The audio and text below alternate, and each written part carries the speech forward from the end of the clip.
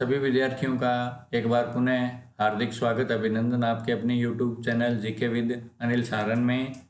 प्रिय विद्यार्थियों, आज अपने एक नए वीडियो और एक नए अध्याय के साथ आपके सामने प्रस्तुत हुए हैं। इससे पहले हम कक्षा 12 के लिए भूगोल विषय का प्रथम अध्याय पढ़ चुके हैं, मानव भूगोल की विषय एवं प्रकृति क्षेत्र। उस अध्याय में हमने मानव भूगोल की अर्थ परिभाषा और इसकी प्रकृति व विषय क्षेत्र के बारे में विस्तृत रूप से चर्चा की थी। तो आशा है कि आपको वो अध्याय अच्छी तरह समझ में आ गया होगा। अब उसी इकाई से जुड़ा हुआ एक दूसरा अध्याय है विश्व की प्रमुख जनजातियां। उसी इकाई में है ये major tribes of the world. आज हम इसके ऊपर में विस्तार से चर्चा करते हैं। अगर आपने इससे पहले वाले वीडियो प्रथम अध्याय के नहीं देखे हैं तो आप उनको ज़रूर देख लें, क्योंकि जो प्रथम अध्याय है वो मानव भूगोल के बारे में हमें विस्तार से बताता है कि मानव भूगोल क्या है।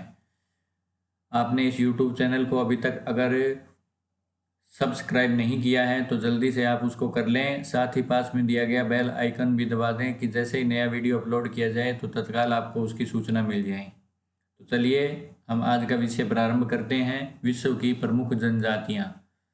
आज हम इस अध्याय में विश्व की कुछ जनजातियों के बारे में चर्चा करने जा रहे हैं। तो सबसे पहले हमें ये पता होना चाहिए कि जनजाति क्या होती है। जनजाति एक ऐसा लोगों का समूह होता है जिसके अपने रीति रिवाज, अपनी परंपराएं होती हैं, और उन परंपराओं, उन रीति रिवाजों से वो जो समुदाय होता है वो बड़ा ही घनिष्ठ रूप से जुड़ा हुआ होता है। ये जनजातियां आज भी विश्व के बहुत से इलाकों में रह रही हैं, जिनमें हम कह सकते हैं कि ये मरुस्थलों में, पहाड़ों में, घने जंगलों में और बहुत से बर्फीले प्रदेशों में ये जनजातियां आज भी पुरातन ढंग से अपना जीवन यापन कर रही हैं। ये आज की जो आधुनिकता है उससे ये कोसों दूर हैं।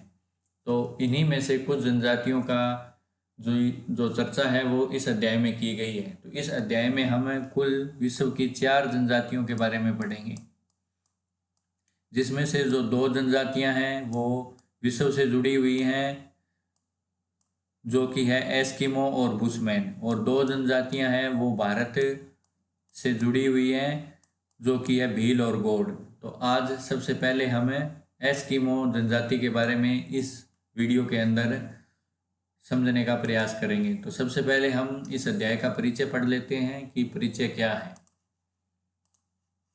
तो आप देखें, पृथ्वी पर मानव को रहते हुए लाखों वर्ष बीत चुके हैं। इस लंबे काल में मानव ने प्राकृतिक वातावरण के साथ समायोजन करना सीखा है। मानव ने तकनीकी विकास के साथ साथ वातावरण समायोजन में तीव्र गति से परिवर्तन किया है। विश्व में आज भी कुछ ऐसे क्षेत्र हैं जिनमें कई जनजातियां आदिम ढंग यानी पुराने ढंग से अपना जीवन यापन कर रही है। उनकी जीवन शैली में विशेष बदलाव नहीं आया है। इस प्रकार की जनजातियां शीत प्रदेशों, घने जंगलों, उष्ण व शुष्क मरुस्थलों, घास के मैदानों एवं दुर्गम पहाड़ी क्षेत्रों में निवास करती है। इनकी अपनी विशिष्ट संस्कृति, सामाजिक ढांचा, परंपराएं, रीति रिवाज एवं मान्यताएं हैं। इन जनजातियों की अर्थव्यवस्था का आधार खाद्य संग्रहण यानी भोजन का वो संग्रहण करती है, आखेट यानी शिकार, घुमक्कड़ यानी घूम घूम कर एक जगह से दूसरी जगह, पशुचारण व आदिम ढंग यानी पुराने ढंग से निर्वहन कृषि है। ये विभिन्न प्राकृतिक दशाओं में प्राचीन काल के मानव व वातावरण के संबंध की सूचक हैं। तो हम देख सकते हैं कि ये वो जनजातियां हैं जो आदिम ढंग से अपना जीवन यापन कर रही हैं।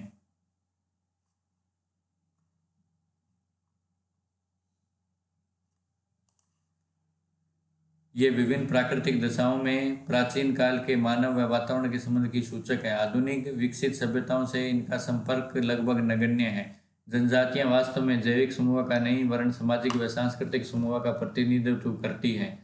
जनजाति लोगों का वह समूह है जो सामाजिक रीति रिवाजों एवं सांस्कृतिक परंपराओं द्वारा एक दूसरे से घनिष्ठ रूप से संबंधित होती है। तो ये महत्वपूर्ण है, इसको आप नोट डाउन कर लें कि जनजाति किसे कहते हैं।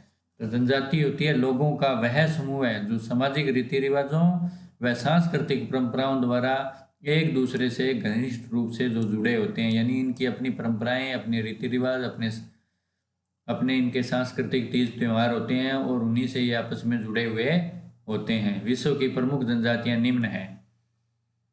ध्रुवीय व ठंडे प्रदेशों में निवास करने वाली जनजातियां जैसे कि एस्किमो, सेमोयोट्स, याकूत जनजाति। विषुवतीय रेखीय घने वनों में रहने वाली, विषुवत रेखा के आसपास जो घने वन हैं उनमें रहने वाली जनजातियां पिग्मी है, सेमांग है, स्काई है। उष्ण व शुष्क काला रिमरुस्थल जो कि दक्षिण अफ्रीका में है। दक्षिणी अफ्रीका जो महाद्वीप है उसका जो दक्षिणी हिस्सा है, जिसको हम दक्षिणी अफ्रीका कह सकते हैं, उसमें काला रिमरुस्थल है। उसकी एक जनजाति है बुशमैन जनजाति। अन्य जनजातियां अपने देखते हैं कौन सी हैं। उष्ण कटिबंधीय घास के मैदानों में रहने वाली जनजाति मसाई व बद्दू जनजाति। समशीतोष्ण कटिबंधीय घास के मैदानों में रहने वाली जनजातियां, यानी ये हम कह सकते हैं 0 से लेकर जो 30 डिग्री दोनों और अक्षांश है उसमें निवास करने वाली ये जनजातियां हैं। और समशीतोष्ण, जैसे कि हमें पता है कि 30 डिग्री अक्षांश दोनों गोलार्धों में, 30 से लेकर 60 डिग्री दोनों गोलार्धों में जो अक्षांश ये क्षेत्र हैं उसके अंदर निवास करने वाली जनजातियां किर्गिज जनजाति। दुर्गम पहाड़ी व पठारी क्षेत्रों में निवास करने वाली जनजातियों में भील है, गोंड है, संथाल है, मीणा, नागा अन्य जनजातियां हैं। इस अध्याय में हम विश्व की एस्किमो, बुशमैन तथा भारत की भील व गोंड, इन 4 जनजातियों का विस्तार से अध्ययन करेंगे। तो चलिए आज अपने विश्व की जो प्रथम जनजाति है एस्किमो, उसके बारे में अध्ययन करना शुरू करते हैं।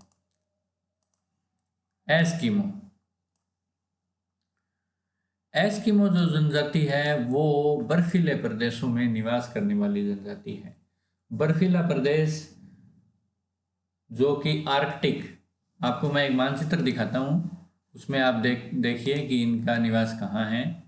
उस मानचित्र को देखने से हमें ये स्पष्ट हो जाएगा कि ये कहाँ है इनका निवास। ये देखिए, ये मानचित्र आपके सामने यहाँ स्क्रीन पर है। इस मानचित्र को आप देखें। उत्तरी अमेरिका जो महाद्वीप है, उस उत्तरी अमेरिका महाद्वीप के आप ऊपर वाले हिस्से में देखें, यानी उत्तरी अमेरिका ये महाद्वीप है। इस महाद्वीप में ये संयुक्त राज्य अमेरिका देश है, ये कनाडा है। इस कनाडा के ऊपर आप देखें, ये जो एरिया है जो आपको लाल रंग में, रेड रंग में यहाँ दिखाई दे रहा है, ये जो क्षेत्र है, इस क्षेत्र में निवास करने वाली जनजाति, या हम कह सकते हैं आर्कटिक क्षेत्र है ये ऊपर विश्व के मानचित्र में अगर हम देखें तो आर्कटिक क्षेत्र है। तो आर्कटिक क्षेत्र जो बर्फीला है, उस बर्फीले क्षेत्र में निवास करने वाली जनजाति। हमें पता है ये 0 डिग्री अक्षांश रेखा है, और जैसे जैसे हम ऊपर की ओर जाते हैं भूमध्य रेखा से, इसको भूमध्य रेखा या विषुवत रेखा बोलते हैं, इसको ऊपर या इस भूमध्य रेखा से नीचे की ओर ध्रुवों की ओर जाते हैं, यानी दोनों ध्रुवों की ओर, वैसे वैसे तापमान कम होता जाता है। तो आप देखें कि जो इस एरिया में जो एरिया है वो बर्फीला है, वो ठंडा इलाका है। तो ये आप देखें उत्तरी अमेरिका के बिल्कुल ऊपरी हिस्से में है, बिल्कुल ठंडे इलाके में है। तो ये इन जनजातियों का, इस जनजाति का निवास क्षेत्र है। तो यानी बड़े ही जो कठिन मौसम हम कह सकते हैं, बड़ा ही कठिन मौसम रहने के लिए जो है उसमें ये जनजाति आदिम ढंग से आज भी अपना जीवन निर्वाह कर रही है। तो चलिए इसका अध्ययन शुरू करते हैं अपने एस्किमो। आर्कटिक प्रदेश में मानव आज भी विकास की प्रारंभिक अवस्था में आखेट यानी शिकार करना, मछली पकड़ना एवं संग्रहण यानी भोजन को इकट्ठा करना एस्किमो की आजीविका का मुख्य आधार है। यानी 3 ही इनके जीवन को चलाने के आधार हैं, 3 ही काम, 3 ही व्यवसाय। पहला मान सकते हैं हम आखेट, दूसरा मछली पकड़ना और तीसरा भोजन संग्रहण। एस्किमो का शाब्दिक अर्थ है कच्चा मांस खाने वाला। इस शब्द का क्या अर्थ है? कच्चा मांस खाने वाला, तथा बर्फीले प्रदेश के निवासी के रूप में होते हैं। यानी ये जो शिकार करते हैं, मछली पकड़ते हैं, उस भोजन को ये पकाते नहीं है बल्कि उसको कच्चा ही खाते हैं। अब पकाते क्यों नहीं है? क्योंकि ठंडा मौसम है तो वहाँ लकड़ी वैसे ही उपलब्ध नहीं है। वनस्पति का तो बिल्कुल ही अभाव है वहाँ पर। तो भोजन को पकाने के लिए या आग को जलाने के लिए उनके पास संसाधन उपलब्ध नहीं है, तो इसलिए इन्हें भोजन जिस रूप में जैसा मिलता है उसको ये वैसे रूप में ही खाते हैं। तो एस्किमो का शाब्दिक अर्थ यही होता है कि कच्चा मांस खाने वाला। ये परीक्षा में कई बार पूछ लिया जाता है कि एस्किमो का शाब्दिक अर्थ बताइए। चलिए आगे देखते हैं। आप ये देख सकते हैं यहाँ स्क्रीन पर आपको एक महिला दिखाई दे रही है। ये एस्किमो जनजाति की महिला है जो कि शिकार कर रही है।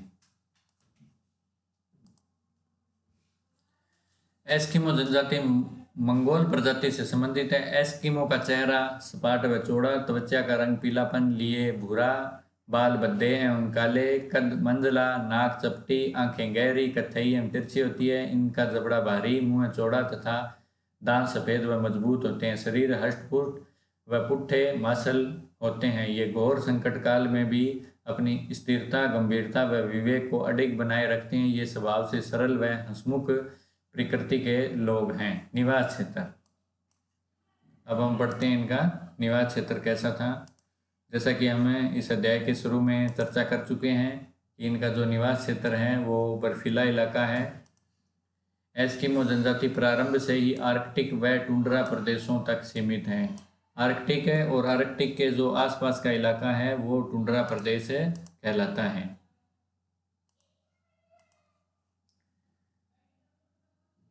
इस क्षेत्र में अलास्का से लेकर बेरिंग जल डमरू तक इनका इलाका है। ये अलास्का, कनाडा, ग्रीनलैंड एवं उत्तरी साइबेरिया के क्षेत्रों में निवास करते हैं। अगर हम बात करें, अगर हम विश्व का नक्शा अगर बनाएं तो ये मान लो, अगर हमें उत्तरी अमेरिका महाद्वीप माने, इधर अगर हम यूरोप माने और ये एशिया है मान लो, तो ये जो ऊपर का इलाका है ये पूरा इलाका क्या कहलाता है? ये आर्कटिक प्रदेश कहलाता है। ये उत्तरी साइबेरिया है, ये इधर अलास्का है। तो इस इलाके में एस्किमो जनजाति का निवास स्थान हम कह सकते हैं कि है।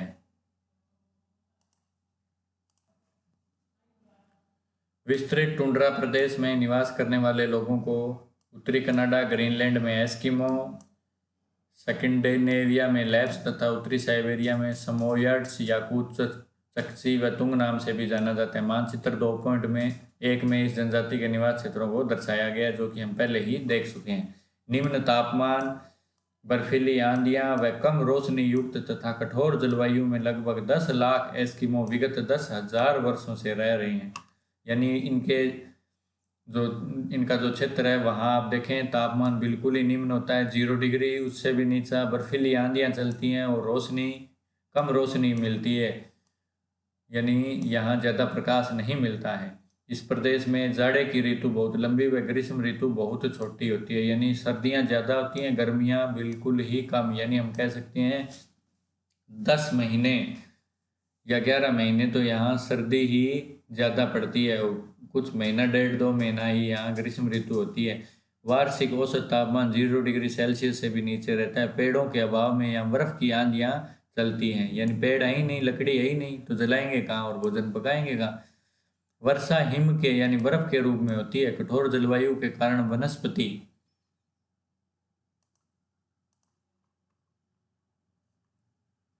वनस्पति का अभाव रहता है। केवल ग्रीष्म ऋतु की अल्प अवधि में शैवाल, काई, लाइकेन, ये कुछ वनस्पतियां हैं आदि रंग बिरंगे फूलों की वनस्पतियां उगाती हैं। ध्रुवीय भालू, लेमिंग, खरगोश, कस्तूरी मृग, कैरीबाउ जिसे रेंडियर कहते हैं, ये रेंडियर जो है ना, इनके सबसे काम आने वाला पशु है।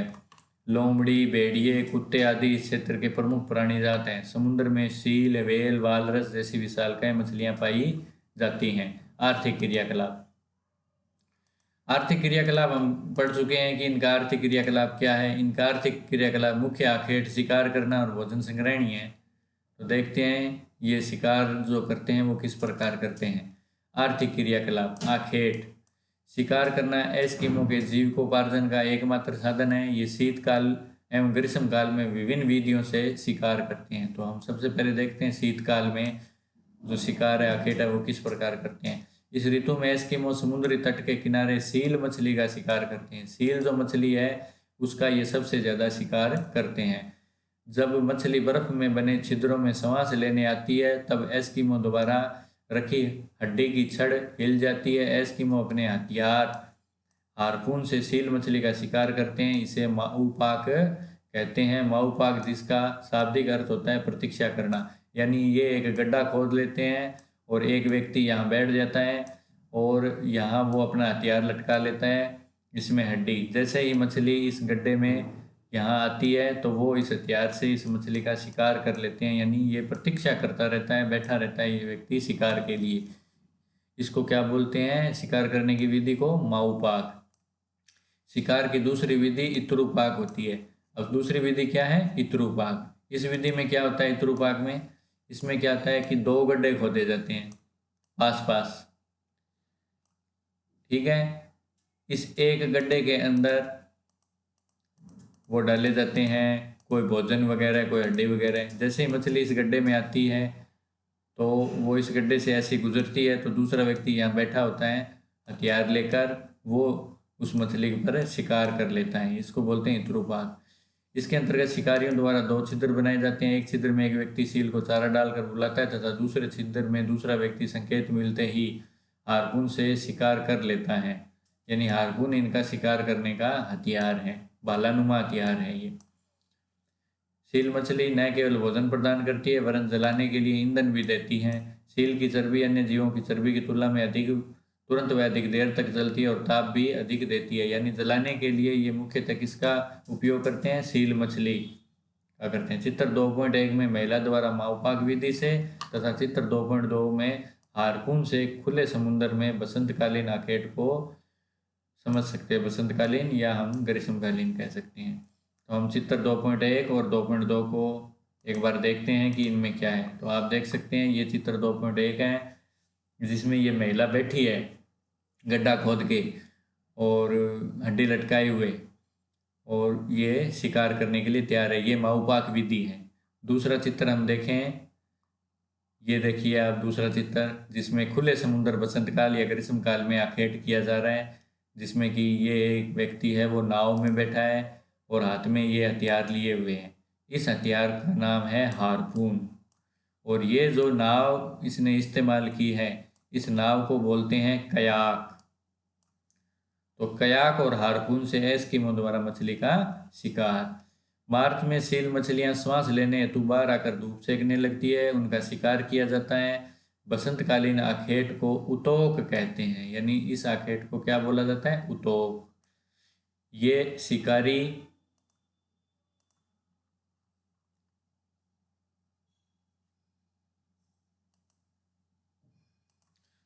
कुत्तों की मदद से सील मछलियों का शिकार करते हैं। इस ऋतु में चमड़े से बनी नाव को परिवहन के लिए काम में लेते हैं जिसे कयाक कहते हैं, यानी चमड़े से बनी नाव जो शिकार के काम में ली जाती है उसको क्या कहा जाता है? कयाक।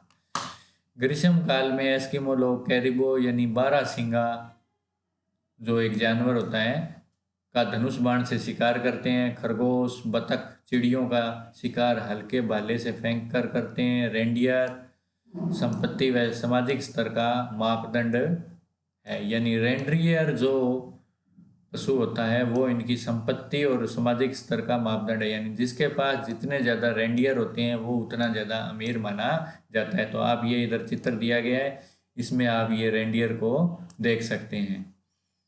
एस्किमो लोगों के जीवन में सील मछली का अधिक महत्व है। ये प्रश्न है पूछा जा चुका है बोर्ड परीक्षा में कि एस्किमो के जीवन में सील मछली का महत्व बताइए। तो न केवल खाने के लिए ये मांस देती है बल्कि कपड़े बनाने के लिए खाल, तंबू बनाने के लिए खाल, ईंधन के लिए चर्बी, सलेज गाड़ी बनाने के लिए हड्डियां व धागे के रूप में तात यानी धागा भी इनसे प्राप्त होता है। और ये स्लेज गाड़ी एक रेंडियर या कुत्तों से खींची जाने वाली गाड़ी होती है जिसको स्लेज गाड़ी बोलते हैं। उसको बनाने के लिए इसकी हड्डियां भी काम में ली जाती है। तो सील मछली इनके लिए बहु उपयोगी है। भोजन, कच्चा मांस इनका प्रमुख भोजन है। भोजन का स्रोत सील, हवेल, सी लाइन है। छोटी मछलियां व स्थलीय जीव जंतुओं से भी ये भोजन प्राप्त करते हैं। अब इनके वस्त्र देखते हैं कि ये किन प्रकार के वस्त्रों का उपयोग करते हैं। आपने पीछे चित्रों में देखा ही होगा इनके वस्त्र। एस्किमो के वस्त्र मुख्यतः कैरिबो जिसको कि बारहसिंगा बोलते हैं कि खाल से बने होते हैं। ये सील मछली की खाल की अपेक्षा अधिक गर्म व हल्के होते हैं। ध्रुवीय भालू के समूर यानी ऊन या खाल से भी वस्त्र बनाए जाते हैं। वस्त्र बनाने का कार्य स्त्रियां करती हैं। स्त्री व पुरुष दोनों के वस्त्र एक समान ही होते हैं। एस्किमो जर्सी नुमा बाएदार वस्त्र जिसे तमियाक कहते हैं पहनते हैं। जो जर्सी नुमा इनका कोट होता है उसको क्या बोला जाता है? तमियाक। तमियाक के ऊपर पहने जाने वाले कपड़े को अहो अनोहाक कहते हैं। सील की खाल से बने जूतों को कार्मिक या मुकलुक्स कहते हैं। तो ये इनके वस्त्रों से संबंधित हैं। जैसे अपने कोट पैंट कुर्ता पजामा होता है नाम उन्हीं प्रकार, उसी प्रकार इनके जो वस्त्र हैं उनके नाम तमियाक, अनोहाक, कार्मिक, मुकलुक्स ये होते हैं।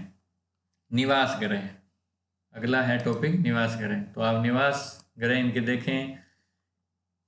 निवास ग्रह अगर हम इनका देखें तो ये देखिए आपके सामने है ये एक इनका निवास ग्रह। तो आप देखें ये है बर्फ से बना हुआ घर। क्या है? बर्फ से बना हुआ घर। क्योंकि इनके बर्फ ही ज़्यादा होती है तो ये इनके जो घर होते हैं वो भी बर्फ के होते हैं। तो ये है एस्किमो का बर्फ का घर जिसको क्या बोला जाता है? ईगलू। इनके बर्फ से बने हुए घरों का नाम है ईगलू। निवास ग्रह इनके मकान बर्फ, पत्थर, हड्डियों व खालों से बने होते हैं। शीतकाल में बर्फ के मकान को ईगलू कहते हैं। ये परीक्षा की दृष्टि से महत्वपूर्ण है कि ईगलू क्या है? एस्किमो का बर्फ से बना हुआ मकान। 5 से 6 फीट भूमिगत व 2-3 फीट ऊपर उठे लकड़ी व व्हेल की हड्डियों के ढांचे से बने मकान को कर्मक कहा जाता है। एक अन्य मकान इनका कर्मक होता है। पीछे अपने जिक्र किया था सलेज गाड़ी का कि जो कि कुत्तों रेंडियर द्वारा खींची जाती है। तो ये देखो गाड़ी है, इस गाड़ी का नाम है सलेज। एस्किमो की सलेज गाड़ी को खींचते रेंडियर। चलिए हम इनके दोबारा लौटते हैं निवास गृह में। तो इनके बर्फ का घर इग्लू और लकड़ी व वेल की हड्डियों से बने मकान कर्मक कहलाते हैं। लकड़ियां तो है ही नहीं, बहुत ही कम है वहाँ पर, बिल्कुल ही कम मिलेंगी आपको।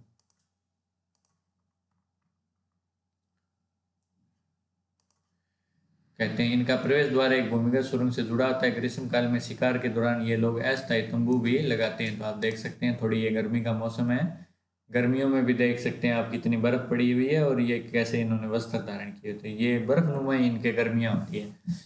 यंत्र एवं उपकरण यानी जो उपकरण ये शिकार में काम लेते हैं वो उपकरण कौन से हैं हम देखते हैं। यंत्र एवं उपकरण कयाक। कयाक जैसे कि आपको बताया था कि इनकी चमड़े की बनी जहाज होती, चमड़े की बनी नाव होती है। चमड़े की बनी एक प्रकार की नाव जो 5 मीटर लंबी व 1.5 मीटर चौड़ी होती है।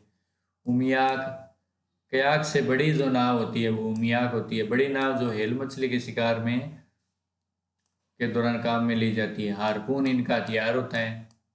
सील मछलियों के शिकार के लिए प्रयुक्त 1.2 से 1.5 मीटर लंबा भालानुमा हथियार जो रस्सी से बंधा होता है। सलेज सलेज इनकी गाड़ी होती है। बर्फ पर चलने वाली पहिए वहीन गाड़ी जिसे कुत्ते और रेंडियर खींचते हैं वो सलेज कहलाती है। सलेज गाड़ी वालरस की हड्डियों से बनी होती है। वालरस मछली है।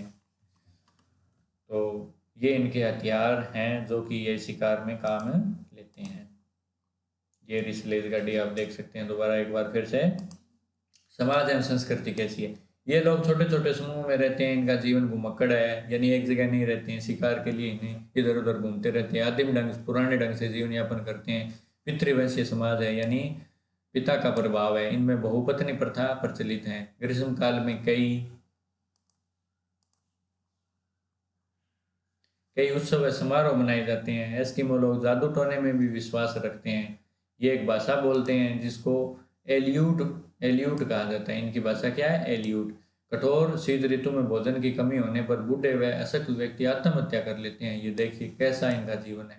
यानी शीत ऋतु में जब भोजन की कमी हो जाती है, क्योंकि ये अपना भोजन गर्मी के मौसम में इकट्ठा करते हैं। शीत ऋतु में तो माइनस में भी टेम्परेचर चला जाता है, -50 डिग्री तक। तो उस समय ये भोजन नहीं ला सकते, ना ही इनको भोजन मिलता है। उस समय जो इनका इकट्ठा किया हुआ भोजन होता है वो खत्म होने के कगार पे होता है। तो जो बूढ़े व्यक्ति होते हैं परिवार के वो अपने आप आत्महत्या कर लेते हैं ताकि जो जवान और बच्चे हैं वो उनके परिवार के जीवित रह सकें। तो इस प्रकार का कठोर जीवन यापन इन व्यक्तियों का है, इस जाति के समुदायों इस जाति समुदाय के लोगों का है। वातावरण समायोजन। एस्किमो जनजाति में वातावरण समायोजन की दक्षता अपने आप में एक अनूठा उदाहरण है। एस्किमो हिम का प्रयोग कर हिम निवास बनाते हैं, यानी बर्फ का प्रयोग कर बर्फ के घर बनाते हैं, जिनको कि इग्लू कहते हैं। स्लेज गाड़ी बनाने के लिए वालरस की हड्डियों को काम में लेते हैं। हिम जंजाओं यानी हिम के बर्फ के जो तूफान है तथा हिम पर सूर्य की किरणों के पड़ने से होने वाली चमक से आंखों को बचाने के लिए आंख कवच का उपयोग करते हैं। आधुनिक संस्कृति से संपर्क। धीरे धीरे अब इनका भी थोड़ा संपर्क जो है वो आधुनिक संस्कृति से होने लगा है, यानी बाहर के लोगों से इनका संपर्क हुआ है, तो इनका जीवन भी थोड़ा बहुत बदलने लगा है। तो आप देखें, आधुनिक संस्कृति से संपर्क। एकांकी ध्रुवीय प्रदेशों में निवास करने वाली इस जनजाति का 1960 में पश्चिमी यूरोपीय व अमेरिकी लोगों से संपर्क बढ़ा। अब ये लोग आग्नेयास्त्रों, बंदूक आदि का प्रयोग करने लगे हैं। कयाक के स्थान पर मोटर चालित नाव व स्लेज के स्थान पर स्नो स्कूटर का प्रयोग बढ़ा है। पारंपरिक वातावरण का रूपांतरण तीव्र गति से होने लगा है। फर, समूर आदि के व्यापार से मुद्रा मिलने से इनके पहनावे व रहन सहन की विधियों में भी थोड़ा बहुत बदलाव आया है। अमेरिकी सरकार द्वारा प्रदत्त स्वास्थ्य सुविधाओं के बढ़ने एवं भरण पोषण सरल होने से एस्किमो लोगों की जनसंख्या कनाडा व अलास्का में निरंतर बढ़ रही है। इनकी संख्या वृद्धि से टुंड्रा के तटीय क्षेत्रों के पर्यावरण पर इसका प्रतिकूल प्रभाव पड़ेगा। संभव है 21वीं शताब्दी में एस्किमो का जनजातीय प्रवेश मात्र ऐतिहासिक रह जाए। तो आज हमने एस्किमो जनजाति के बारे में विस्तार से पढ़ा, तो निश्चित रूप से आपको ये समझ में आया होगा, ऐसे मुझे आशा है। आज के लिए एक प्रश्न है जो हमने पढ़ा था, उस प्रश्न का आप उत्तर नीचे कमेंट बॉक्स में लिखें। आप उत्तर लिखें कि एस्किमो कौन सी भाषा बोलते हैं, इनकी भाषा को क्या कहा जाता है। इसका उत्तर आप नीचे कमेंट बॉक्स में लिखें। साथ ही अगर आज के विषय से संबंधित कोई चीज़ आपके समझ में न आई है तो भी आप नीचे कमेंट में अपना प्रश्न लिख कर मुझसे पूछ सकते हैं। तो आज के लिए इतना ही। कल मिलते हैं एक नए वीडियो के साथ, एक नए टॉपिक के साथ। तब तक के लिए धन्यवाद। जय हिंद, जय भारत।